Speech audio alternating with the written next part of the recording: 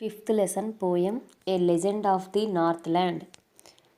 Away, away in the Northland, where the hours of the day are few and the nights are so long in winter that they cannot sleep them through, where they harness the swift reindeer to the sledges when it snows, and the children look like bear cubs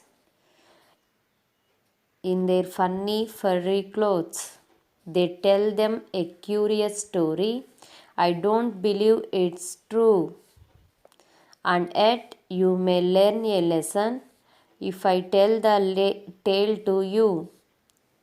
Once, when the good Saint Peter lived in the world below and walked about it preaching, just as he did, he came to the door of a cottage in traveling round the earth, where a little woman was making cakes and baking them on the hearth, and being faint with fasting, for the day was almost done, he asked her from her store of cakes to give him a single one.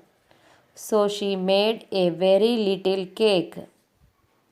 But as it baking lay, she looked at it and thought it seemed too large to give away.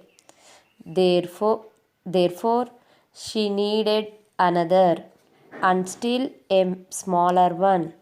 But it looked, when she turned it over, as large as the first had done.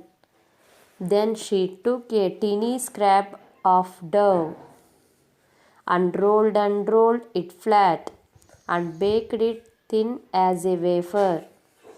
But she could not part with that, for she said, my cakes that seem too small when I eat of them myself are yet too large to give away.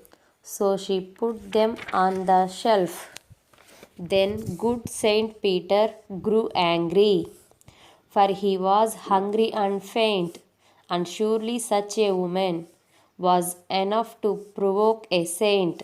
And he said, you are far too selfish to dwell in a human form, to have both food and shelter, and fire to keep you warm.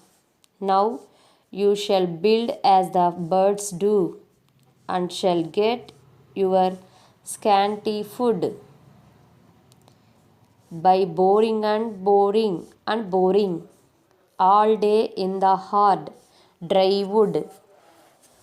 Then up she went through the chimney, never speaking a word, and out of the top flew a woodpecker, for she was changed to a bird.